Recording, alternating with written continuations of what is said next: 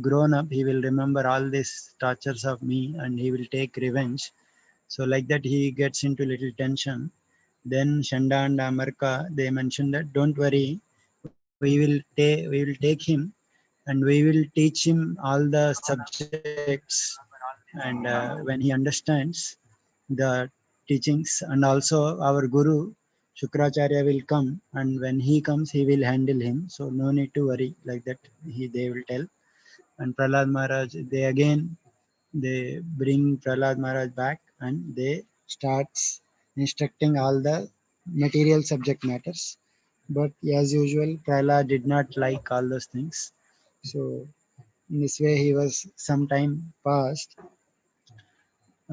So meanwhile, so these gurus, they cannot be always with Prahlad. So sometime they used to, like in a leisure time when gurus were not around, all the other friends, all the schoolmates of Prahlad, they used to play, and they used to ask Prahlad, come, let us also play. So that time, uh, Prahlad Maharaj, so he took the opportunity to preach to his friends.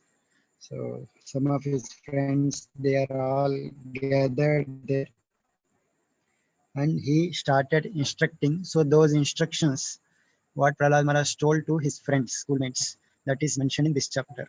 So let us see. These are like, although he is a 5-year-old boy, but Prahlad Maharaj's instructions are very, very strong. Strong means this is like he kind of analyzes all the material life, and he says it's not worth. So it's worth only devotional service. So don't engage in material service. So in that way, these are all like very heavy instructions. This 5-year-old boy instructing his friends, and all his friends. The effect of hearing all these things is all these friends took to devotional service. So that is the effect that has. So let us see what are the teachings of Prahlad Maharaj. Any of you might remember Prabhupada, even BBT also, that one book is there, Teachings of Prahlad Maharaj, like that. So there, that book also, that book is the summary of this chapter basically. So that book also simple book, nice cover, but inside matter is very, very like like analyzing all the material life, everything. So it is like kind of heavy thing. So we need to understand properly. So let us start. So this will have deep effect on our consciousness if we uh, seriously study these teachings of Prahlad. So first he says that, first verse he starts. This is often quoted by even Prabhupada also. Kaumara acharet prajno. Can you repeat? Maybe. Kaumara आचरेत् प्राज्ञम् Dharman bhagavataniha धर्मान् भागवतानिह durlabham manusham janma दुर्लभं मानुषं जन्म tadapyat adruvamartadham. तदप्यध्रुवम् अर्थधम्. So Prahlad Maharaj is saying one should start uh, one should start devotional service in the age of Kaumara. So anyone knows the divisions of age? Like in the Krishna book also it will come, Krishna book and Bhagavatam 10th canto. How the ages are divided? Anyone can elaborate? What are the, in the Sanskrit, in the Vedic terminology, there are different ages and they are classified. If anyone knows, they can add. Otherwise, I will tell. Prabhuji, you can tell us, Prabhuji. Okay.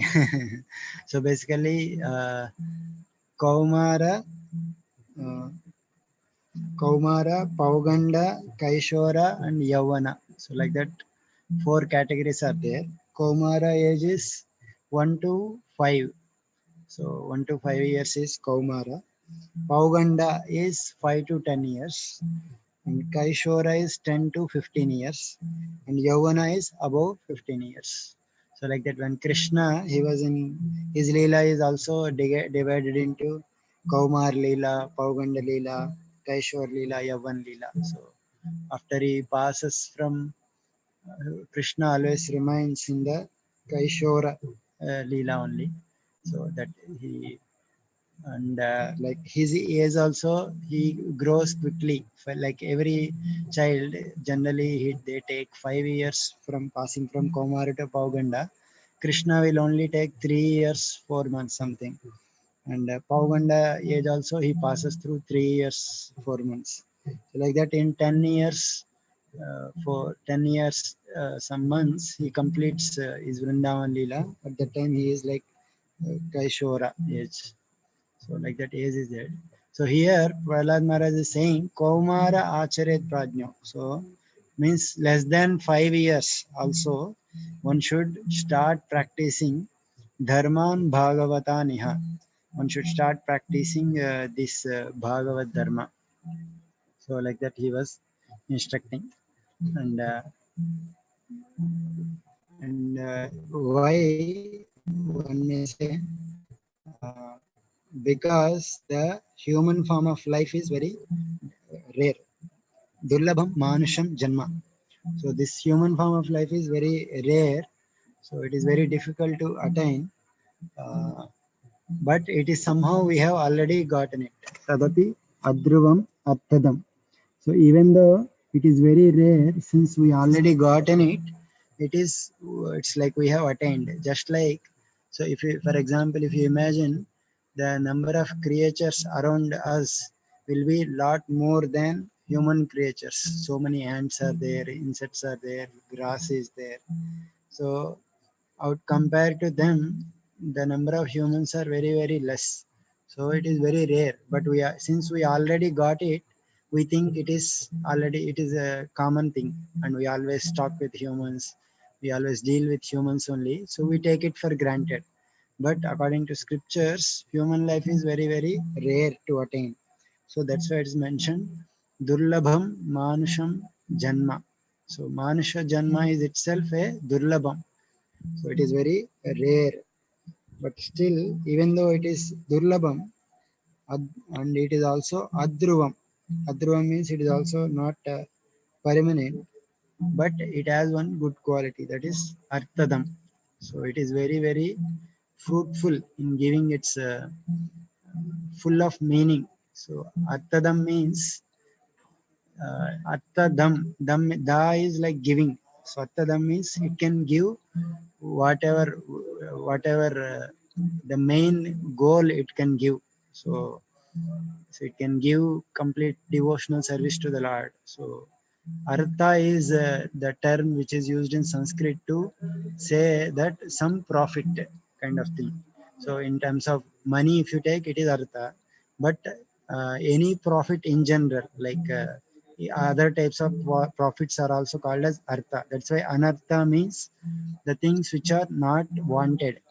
So some things which may not profit us, those are termed as anatta, and some things, sometimes artha is directly money, so that time it is condemned. But another meanings of artha is which make us enriched in other ways. Even developing devotional service can be a real artha. Like last time we saw one verse, Nate vidhu swata gatim Vishnu. Swa Artha. One's own benefit is Vishnu, that one's is not understanding. So in that sense, Artha has both positive meaning and negative meaning. So here Arthadam means it can give highest perfection to us. So that human form we have attained. So therefore, one should start practicing devotional service, Dharman Bhagavataniha. So this devotional service, the dharma of devotional service, one should start practice in the Kaumara age only. So means at the age of 5 only one should start practicing. So like Prahlad Maharaj is saying that one should practice at the early, and Prabhupada, he loves to quote this shloka on many occasions, because devotional service, he emphasizes that should be started very very early in the age, because there are many advantages in starting early. Because the samskaras from the early age, they will all help to fix up one in devotional service, and they can easily deal with all the anarthas, and those samskaras from the childhood one gets, that will like accumulate, and it will yield very fruitful results. Okay, so that's what he mentioned in the first shloka. So uh, then he mentions that the although he human form affords, because what is the that artha is that human form of life, it awards one to go back to Godhead, chance to go back to Godhead. Therefore every living entity, especially in human form of life, they should engage in devotional service to Lord Vishnu, because Lord Vishnu is very very dear to everyone. He is the most beloved, and he is the master of the soul, and he is the well-wisher of all living entities. Therefore, one should perform devotional service to Lord Vishnu. So, this he says. And then, why one should not endeavor for sense gratification? Because that is the thing that is immediately giving us happiness. So, that he condemns in the next verse.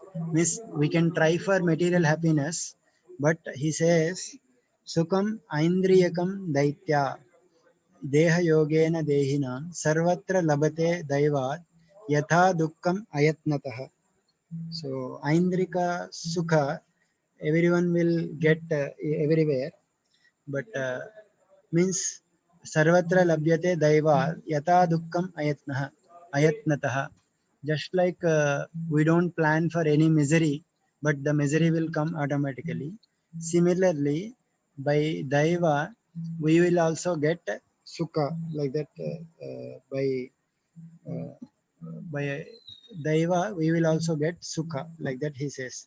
So basically, the implication here is like generally material endeavor will lead to some endeavor is also another factor in giving results. So that is not the point here. So basically here, whatever we are destined to get some material happiness, that will anyway we will get it.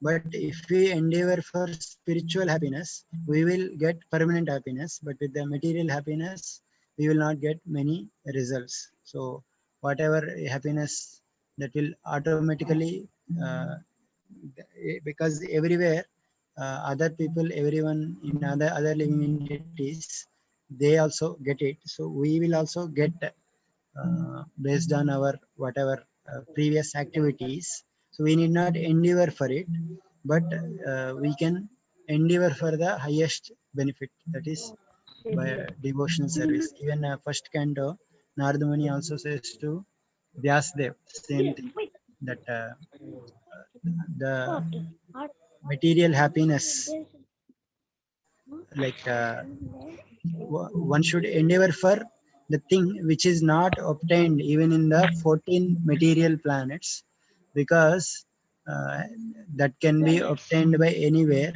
But the just like miseries come, there also happiness will come, but one should endeavor for the achieving the thing which is not available in these 14 planetary systems. That means devotional service, like that Narad Muni says. So here also Prahlad Maharaj is saying the same thing. One should endeavor for devotional service, so which will uh, uh, which will benefit ultimately. So he further says why endeavoring for material sense gratification is a wastage of time. He says that it is a simply waste of time, material happiness, and Hare Krishna Prabhuji. yes, Praji. Can you please elaborate on what is material happiness to in general, right, Prabhuji? Material means, yes, we understand. In general, material happiness, what is that examples can you for applicable to all of us, right? What is it, material? Material happiness means basically sense gratification. So like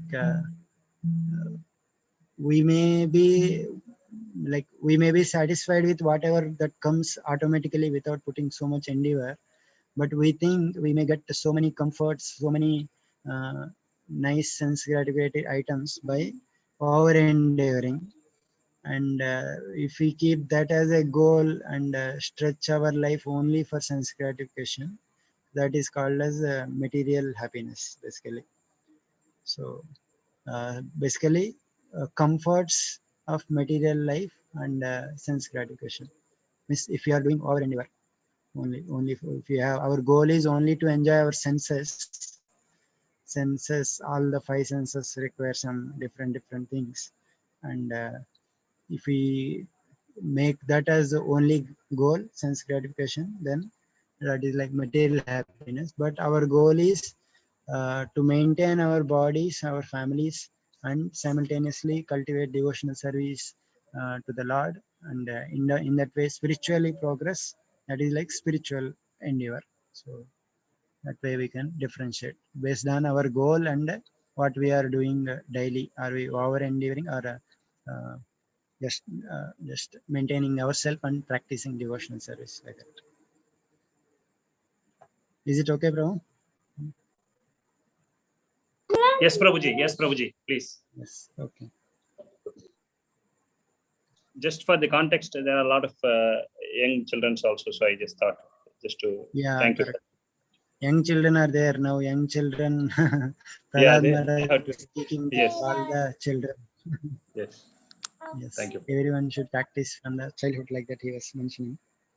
So because we will, like, the main deviation from our practicing devotional service is sense gratification, which takes a lot of time from our daily lives. So for example, movies or any entertainment, it's like it deviate from focusing on devotional service, or it will it will create other distractions. So basically sense gratification is the main obstacle. So Miss Prahlad Maharaj is saying, even if you don't endeavor that sense gratification, what is a destined, that will come automatically. So one need not waste so much of time for that endeavor, and can try to practice devotional service like that. This thing. So he very like one should not endeavor for material happiness, for it only depletes one's lifespan. Ayu will go away if we continue to look for only sense gratification, and results in no benefit. One must endeavor for worshipping the Lord. So because, and that will one puts us in spiritual platform. So therefore, uh, when one is in this material existence, intelligent person, he should endeavor for the highest goal, as long as our body is stout and strong. So as long as we have nice energy, we should use it to attain highest goal of the devotional service of the Lord. Now he, like he mentions his, but now he graphically analyzes. We may think we can practice devotional service at any point of time in future, we have a lot of time. So but he analyzes systematically that how human life is, if we don't take it seriously, it will just go away out of our hands. So he says that human life, 50, like half of the human life, it goes in sleeping. So one may have 100 years as maximum duration, but still uh, even that is not guaranteed. So even one of the reason why one should start practicing from childhood is we don't know when is the what is the duration of life. So it is always good to practice from the early. And now he's saying, even though one has maximum 100 years of life, still half of years is lost in sleeping and being covered in ignorance. So in this way, half years will go, and then so then first 10 years he passes in tender age of childhood. He doesn't know much. So in this way, childhood will go away, and in boyhood, like in the college till the time school college, generally they are more attached to sporting, games, friends, chit chatting, cinemas, movies. So these all will take away a lot of time. So in this way those 10 years will go away. So first 20 years it was gone, and last 20 years again old age, so many problems will come, we cannot, whatever we want to do we cannot do. So in this way last 20 years will also go away. So and the middle age, it will generally so many household affairs to take care. So in this way, that will go away in family attachments. So in this way, human life, if we don't focus, if we don't take seriously, it will quickly pass away through our hands. So this is like very famous analysis. One should be careful. So like how not to waste our time in sense gratification, but to engage in the service of the Lord. So this is how he is analyzing. So even how one is entangled in family life, that he analyzes in the next section. Like basically, this analysis, like if one is only attached to sense gratification and they don't have Krishna in the center, how they are bound. That's what he mentions. Even the same description comes in Bhagavatam, fifth canto, forest of material and life. Like how if only the goal is sense gratification, enjoyment. So this is how a family life will get entangled. On the other hand, if family is centered on Krishna, Bhaktivinoda Thakur, he even says that my family house is like a Vaikunta, where when I go there, everyone is worshipping Lord Vishnu, and it's like everyone is reminding me of Krishna, like that he mentions. So it's based on the consciousness. So first he says that uh, an attached householder, when his senses, he doesn't have uncontrolled senses, he is bound strongly by ropes of affection. So therefore, he cannot be liberated. So there are like so much material attachments will be there. He only thinks of his body, thinks in terms of his body. So therefore, it is very difficult to understand the truths. Then he one more strong attachment is like always desiring for money. So that he even says that who can give up desire for money, which is dearer than one's life. So as the saying goes, Prabhupada even translate like this. Uh, like money is sweeter than honey. This, so that's what Prabhupada also translates. Money is so dear that one conceive of money as being sweeter than honey. Therefore, who can give up the desire to accumulate money, especially in household life? So it is very, very, it's always the drive. So most of the time goes in acquiring money. And he says that, but uh, for this, even thieves, soldiers, merchants, they try to acquire money even by risking their very dear lives. So that is the example. So even at the risk of life, people want to achieve money, because thieves, they steal because they want money, even though there is a risk of getting caught by police and put into jail for life. So even at the risk of life, they are doing this. Soldiers, even at the risk of life, they are working for money, or even merchants also, they take a lot of risks. So this is how people endeavor for money, like that is mentioned. And in household life, generally family attachments, wife, how it is binds, that he mentions that wife is always kind and sympathetic, and she always pleases husband. And small children, they talk in broken language, and it is very pleasing to hear. And elderly parents are very much dear to one, and daughter is especially dear to father, even though she goes to his husband's home, still father always remembers her. And all the furniture, animals he has, animals means, for in our context, all the vehicles that we have, car and bikes and servants, these all give comforts in human life. And so in this way, he is he is attracted to his senses and tongue. So in will way he will be bound to material conditions. So unable to give up these things, he is like a silkworm caught up in a net. So and it is no easy to escape if only goal is sense gratification. This is how Bhagavatam is very graphical in his description, that if one has only the goal as the sense gratification, even in a fifth canto material life, so it basically it mentions the truths how people suffer if they don't have the goal of devotional service, if they only focus on material life. So this is also like one example why how it's like how a silkworm is getting bound up in its own cocoon. So one is bound by material conditions. So this way, and if one is because why he is mentioning that if one is absorbed in this way, human purpose will be defeated and time will be wasted.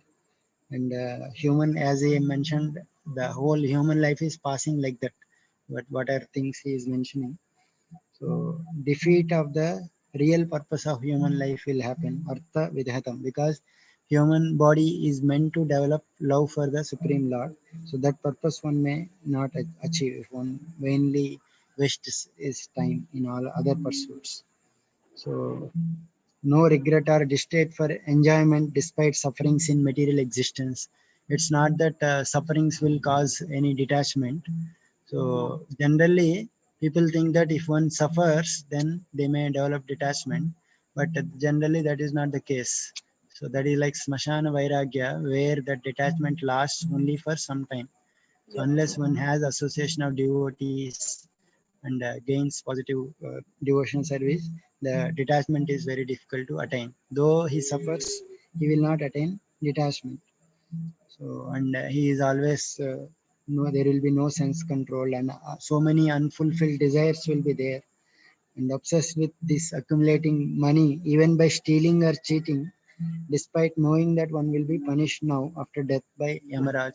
Still, he want to accumulate money any way just to enjoy. So and so even the learned person, even he has so many degrees or so much learned, they are also overcome by ignorance like a fool and get absorbed in family affairs. And why? Because he is not able to understand himself, his real nature, and he always thinks in terms of self and others like that. And he never understand the rarity of liberation. So he is bound by material laws, cannot liberate themselves, addict to sense gratification. Like that, he is bound by family members, surrounded by family. So basically, he is describing about people uh, who are not taking devotion service and only aim is sense gratification. So, but if all our family members, everyone seriously taking a devotional service, that's like a Vaikuntha atmosphere like that. So, so therefore, he is now suggesting, although you are the sons of demons, therefore you keep aloof from all these activities, and therefore you take shelter of Supreme Personality of Godhead. So that is a suggestion that Prahlad Maharaj want to give. So why? Because it is very easy to please Supreme Lord. So pleasing Lord Narayana takes no great endeavor because he is the super soul. He is present in all beings. He is the father of all. So there is no impediment in worshipping him in all directions, in all times, and from all angles of vision. So, so they say it is very easy to please Krishna, and therefore he presents the qualities. What is the different qualities of Supreme Lord? He is a supreme controller, super soul. He exists all pervading, and he, although he appears non-existent, because he generally non-atheists think he is not there, because they will be they are fully covered by Maya. So, but still he is all pervading, present everywhere, and he has his own form situated in his own abode, having Sachidananda body. So in this way, he has lot of good qualities, and he is the one who is supplying all our necessities, and he is our well wisher. So uh, he is present everywhere, and so it is very easy to please him because he is exists everywhere. We can just remember him and we can worship him. So therefore he concludes. He says that Tasmat Sarveshu Bhuteshu Dayam Kuruta Sauhridam Bhavam Asuram Unmuchya Eya Tushyati Adokshajaha. He says, therefore, you always uh, be merciful to all the living entities.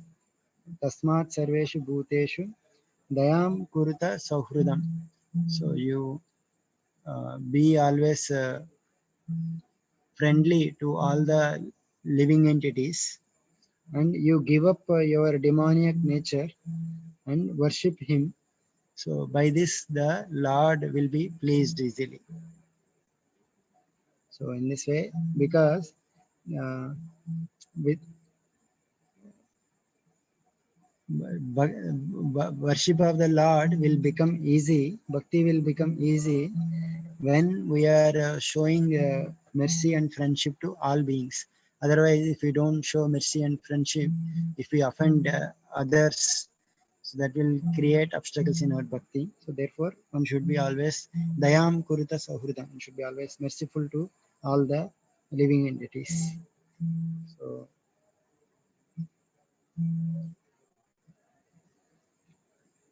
So by surrendering to the Lord, what will one gain? So what is the advantage of doing devotional service by denying sense gratification? He says that the the Lord is unlimited and he is the cause of all causes. For the devotees who worship the Lord, they don't even care for dharma, artha, and kama, which are not the goals of life, and they think they means in general trivarga means dharma, artha, kama. So moksha is liberation. So the devotees they in general the devotees aspiration is to attain prema, not even moksha. There is one verse in Kapila Gita which says that salokya sarishti samipya sarupyam aikyuta सायुज्यम अप्युत दीयमाना न गृह्णन्ति vina matsevanam janaha. So even the Lord wants to offer mukti. Mukti is like defined as five types.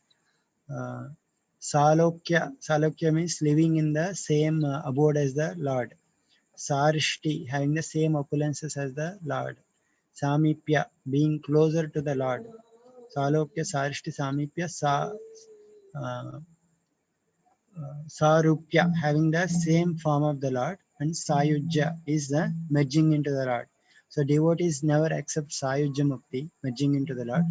So even other four liberation also, if they will only accept if there is service. So Vina Matsevanam Jana. If there is no service, even they don't accept. So in that way, their goal is like prema, only service to the Lord is the goal of the devotees.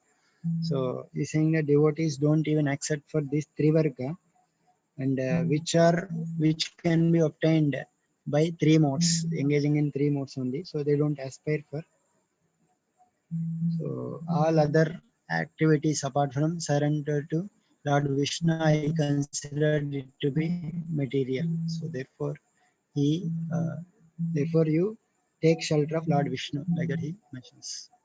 So then he says that actually I have obtained this knowledge from the Narada Muni.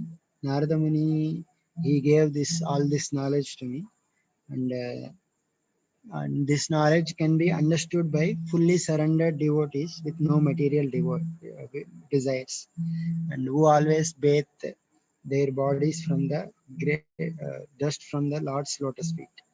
So in this way, he says that I understand this Bhagavad Dharma from Supreme Bhagavad Dharma, which is coming from Supreme Lord from through Narada Muni. So when Prahlad Maharaj said that, all his classmates they got doubt because they asked, we only know Shanda and Amarka as our gurus, and we always depend on him, but we never saw Narada Muni instructing you. So, and you are always you are in your palace only. So then when did you hear from Narada Muni? So like that they question. So Prahlad Maharaj then he says that he starts narrating flashback. So he he he says that when my father he Hiranyakashipu, he went to perform austerities uh, because Hiranyakashipu is very powerful. All the devatas, they were till the time he was ruling, they were all hiding in some many other places. But when Hiranyakashipu went to perform austerities, so that time all the, because he was powerful and he is not there now, they all came and they saw Hiranyakashipu's body. So when they saw uh, his body is completely eaten by all the ants, just like a serpent is eaten by all the ants. So Hiranyakashipu's body is also eaten by all the ants. So they, all the devatas, they thought that Hiranyakashipu is dead. So just like one will be killed by his own sinful reactions, Hiranyakashipu is also killed by his own sinful reactions. So like that they thought, and they attacked the all the other demons. So they attacked the palace of Hiranyakashipu.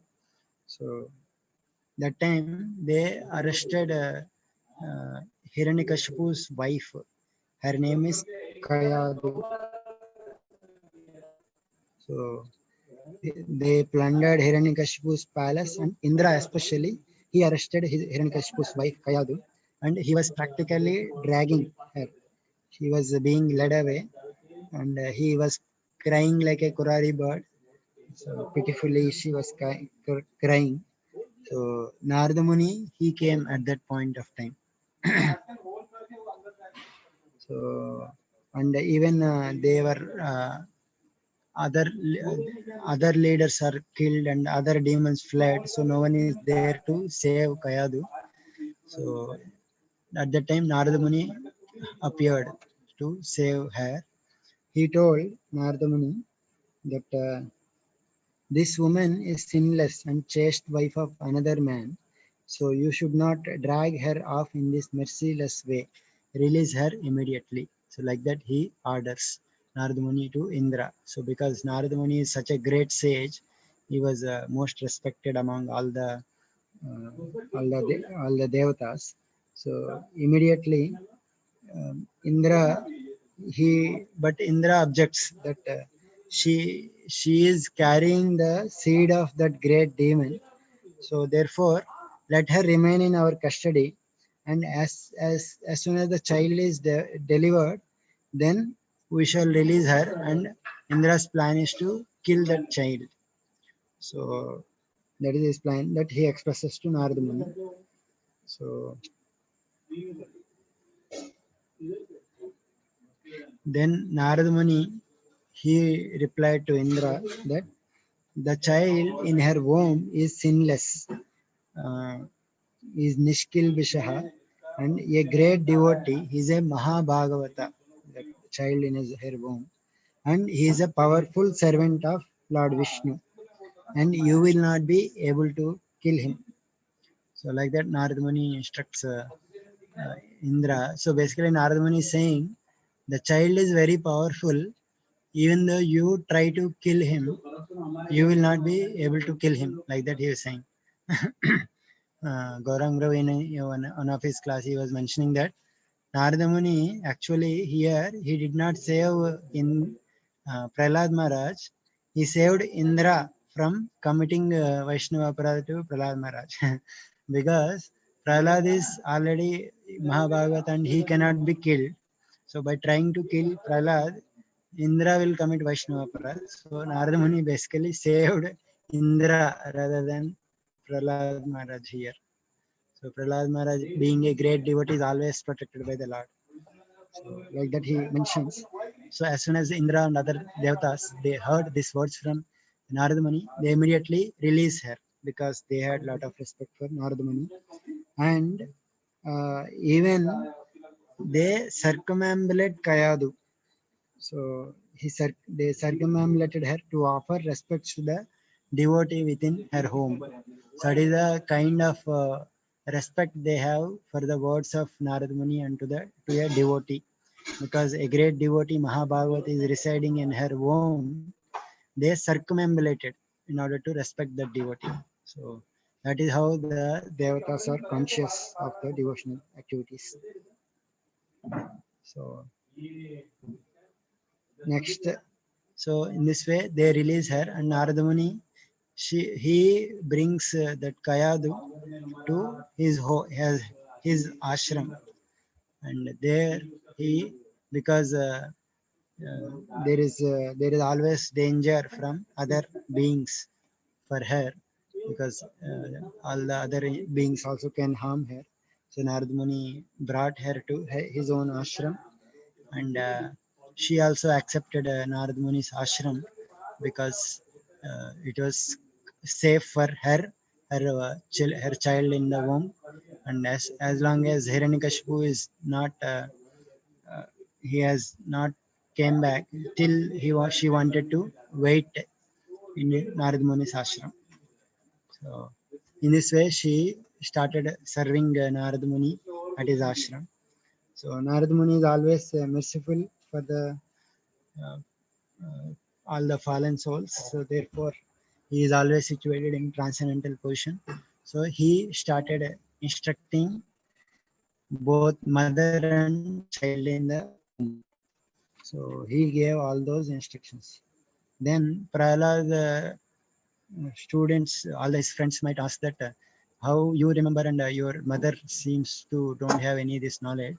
Then Prahlad says that mother forgot all these instructions because of as long time passed away, but I remembered it. These are, and you can also understand this transcendental knowledge. So you can also understand this transcendental knowledge body, and he again if you put your faith in my uh, if you put my words, you can also understand all the spiritual knowledge although you are children. So then even anyone can understand if they hear this knowledge, like that he mentions. So now he continues to give knowledge. So again the section of knowledge will continue. So he first says that nature body undergoes six changes, but the spiritual soul it never undergoes. Six changes of body is they took birth, they exist for some time, they grow, and they transform their body, and then finally it will dwindle and again goes to again it dies. So just like fruits and flowers of tree undergo changes, similarly our body also undergoes change. But the one thing that is within our body, that Atma, that will never undergo change. So he gives the some definitions for like some characteristics of Atma. So these characteristics can be both common to the Lord and the Jiva. Both are Nitya, means both are eternal, without birth or death, and free from deterioration. That means we ourselves, the soul within, that means actually we is without birth or death, eternal. We are always, and we are free from deterioration. We are Shuddha in our original position, pure without material contamination. We are individual. We are Kshetrajnas. We are knower of our body, and we are free from any material change. So like that we are Atma's qualities are mentioned, so independent of your material body. So these are like the knowledge of Atma. So this is the Sambandha Jnan, it is called as. So basically, Sambandha Jnana means we understand what is what in this world, what is our body, what is Atma, what is the Supreme Lord. So these are all things we understand. And as a practitioners of bhakti, our abhideya will be to practice devotional service. So this is Sambandha Jnana. By understanding this, we start practicing devotional service, and by practicing devotional service, all this Sambandha Jnana we will be able to realize it. So that is called prayojana. So all these things he will start mentioning. So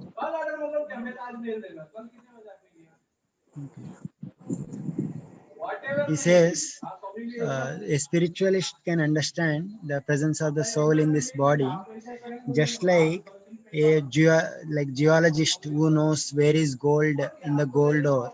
He can extract gold from gold ore because he knows the subject. Similarly, a spiritualist can understand the difference between the soul and body. He understands the presence of soul and super soul in the body. So soul exists as observer in this body, consisting of 8 material elements, 3 modes, and 16 transformations. It exists in our gross and subtle bodies. So in this way, one should separate this from matter by analysis of neti neti. So in this way, one should search for spirit soul with pure mind by purified knowledge of matter and spirit. He gives analogy just like air carries aromas. Similarly, soul's presence is understood by 3 divisions of intelligence. Like this is like a common analogy that is used in Bhagavatam. Wakefulness, dreaming, and deep sleep. In that way, the just like our body passes uh, through different stages, mind, consciousness. Similarly, uh, but in all these 3 stages, one knows that he is apart from the thing. In deep sleep, we think someone has I slept happily, like that we think. So who is that I? So that is the I. In that way, we can understand the presence of soul, like that Bhagavatam describes. So so in that way we can meditate that we are soul, we are not this body. But due to our polluted intelligence, one generally undergoes subjected to 3 modes. So how to destroy this polluted intelligence? That is abhideya. That is by taking to devotional service. So the best way to like the best way to understand our knowledge is through devotional service. Bhakti yoga is the best. So anyone want to ask some questions? Yeah. Prabhuji, I had one question. Yes. When we say polluted intelligence, matlab? Polluted intelligence, matlab, like intelligence, if it is planning for sense gratification, that is like kind of we can say polluted intelligence. Okay, okay. So intelligence is like it is a planning, right? It can plan for devotional service or it can plan for sense gratification. Barabar. If it is planning for sense gratification, it is polluted. Okay. Murali Prabhu, something, he raised his hand, something like that. Okay, we'll continue. So he says that Bhakti Yoga is the best. One should perform Bhakti. So he gives some of the Bhakti Yoga process. Accept the bona fide spiritual master, render service unto him, offer all one's possessions to Guru, and in association of devotees, worship Lord according to injunctions of Shastra and Guru by hearing, glorifying, meditating, and worshipping deity. Offer respect to every living entity according to that living entity's position or manifestation, and see the presence of the Supreme Lord in every living entity. So, so in this way, if you perform devotional service, you get so many results. Like you can conquer all the anarthas and cut down the influence of lust, anger, greed, illusion, madness, and jealousy. And also, you can attain primary result, that is love towards the Supreme Lord Vasudeva. So, what happens if one attains love for the Lord? So he develops different kinds of Ashtasattvic Vihara. He sometimes laughs, cries, dance, etc. So he enjoys in different levels of Dasya, Sakya, these rasas with the Lord. He can directly realize contact with the Lord, and in this way, it destroys the cycle of samsara. And therefore, you worship the Lord in your heart. And worshipping the Lord is also very easy. He is in everyone's heart. He is the friend of all jivas. Therefore, what is the need for unnecessary endeavor for sense gratification? So, because this material opulence is all temporary, and even heaven is also temporary. So they will frustrated either in this life or in the next life, because eventually they will give opposite results, all the material endeavors. Therefore, one is happy as long as one does not endeavor for it. As soon as one begins his activities for happiness, his distress begins. So this is a classic statement. Like, for example, happiness is like one, they will say, no? Like when a butterfly is there, if you try to catch it, it will go away, but if we stand still, it will come. Like that, happiness is also like, if you begin for it, it may go away. Like that, material happiness especially, distress will come insistently. So so this is like, this material body is always perishable. It is the property of others, and when it dies, it is the property of others. So this body is temporary, and there is no meaning to it. So suffering is due to previous karma. So therefore, he what is the use of continuing this karma, which always leads to suffering, and this transmigration always continues. So therefore, you always depend upon the supreme personality of Godhead. Lord is the most dear and supreme controller. So in this way, while performing, you attain the auspicious condition of life. So exactly like we Mahajanas, we enjoy the life of devotional service. You also perform bhakti, and you also attain supreme benefit. So Lord is pleased by this unalloyed, only by bhakti Lord is pleased. So therefore, take shelter of devotional service and satisfy him.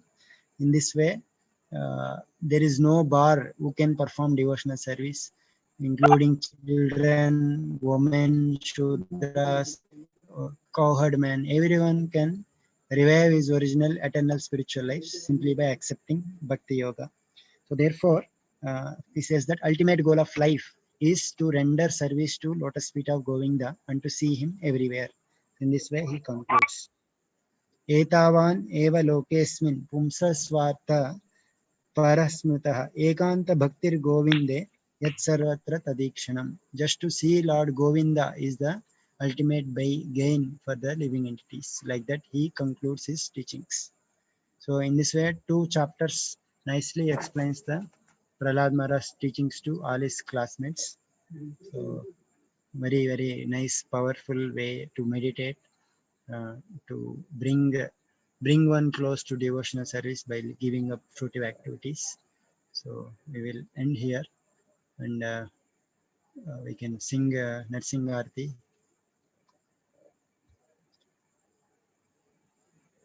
Jahnavi, yes, Together. we will sing together. Prabhuji, do your part, Hello? Yes, Lord. Prabhuji, can we sing? Yeah, please start. We will. Namaste Narasingaya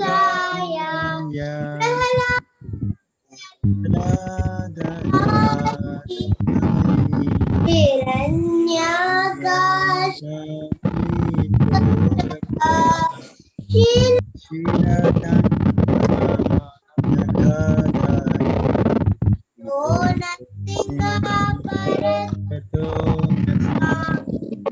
Yeto Yami Dato Nasinga Bahir Narasimha Madin Karanam Labhare Navakara Kamalabhare Natha Adbhuta Shringam Lalita Hiranyakashipu Tanam Brinda Keshavadridam Daraharirupa Jayagadish Hare Jayagadish Jai Jagadish Hare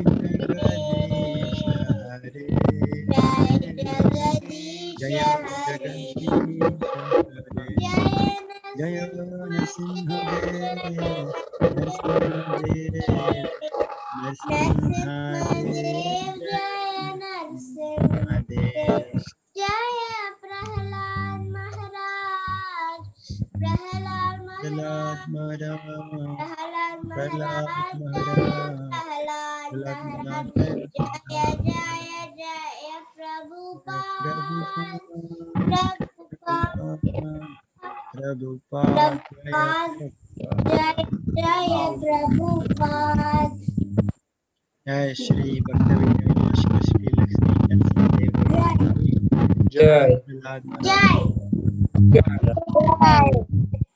Hare Krishna Jai. Hare Hare Krishna Krishna. Hare Krishna Hare Krishna. Thank you, Prabhuji. Hare Some noise is coming, Prabhuji.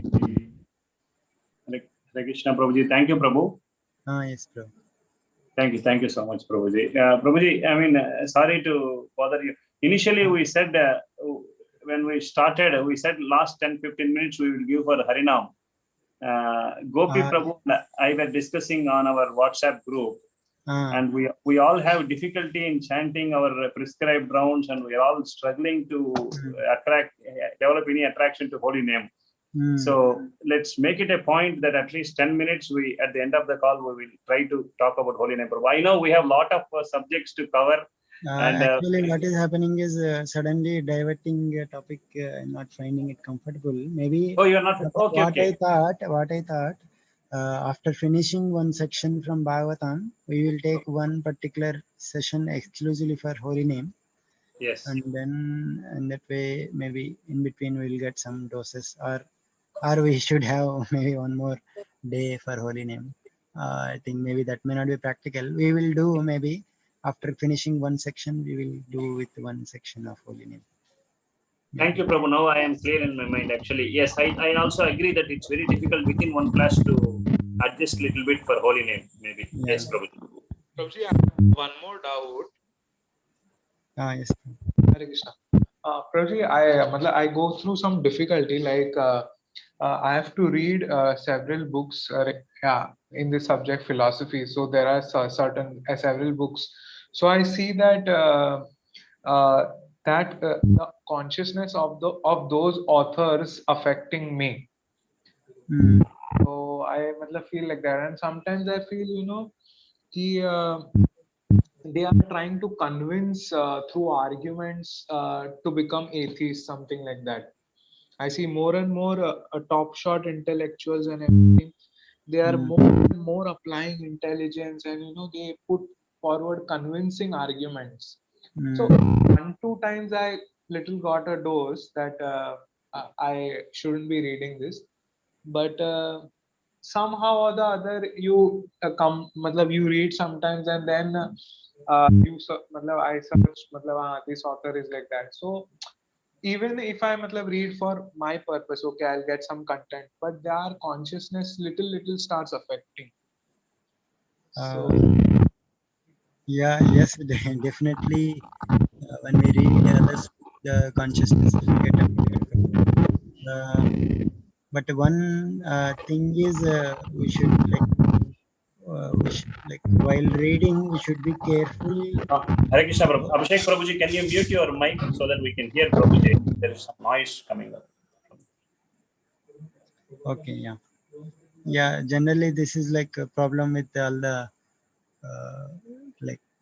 philosophy, especially. So Abhishek Prabhu is a masters in philosophy department. For others information, he is assisting in some of our activities in Bhaktivedanta Research Center. So he is expressing his doubt. So yeah, in general, I also felt, Prabhu, when reading others' books, we consciousness will definitely affect. So that's why we should be careful while reading, and we should be especially conscious that these are the words of those author. These are not real. This may be false. So that should be, we should be very very cautious while reading. So in that way, we are reading not with a open mind, not in the sense open mind. We are not reading it as a accepting mood. We are reading it as a uh, what is it called, speculate, with the doubtful mind we are reading. We are not accepting every word that author is saying. So we generally, our reference is Bhagavad Gita and Bhagavatam, because these are all, we have faith in these scriptures, whatever may be the reasons, and we accept this as Shabda Praman. So based on this Shabda Praman, we compare, we even with this Bhagavatam and Bhagavad Gita also we can logically understand by our analysis. So we compare other philosophies with what are the conclusions of Bhagavatam and Bhagavad Gita, and some are in line, and some, even those in the same philosopher, some points may be in agreement and some points will differ. And like that, it happens for everything. So our reference point is Bhagavatam. So therefore, first of all, we need to be very familiar with our own philosophy first.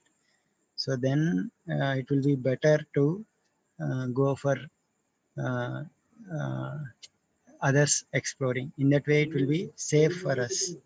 In that way, so if we are not thorough with our own philosophy, uh, at least at a reasonable level, we may uh, we may we may develop all these other problems. So we should be, first of all, should be very very familiar with our philosophy. Then only we can understand what is they are saying in line with Bhagavatam and what they are going offline with the Bhagavatam. Yeah. Yes, Prabhu. Thank you. Thank you. Okay, Prabhus, maybe we'll end here. Thank you. Chandra Srimad Bhagavatam ki jai. Jai. Srila Prabhu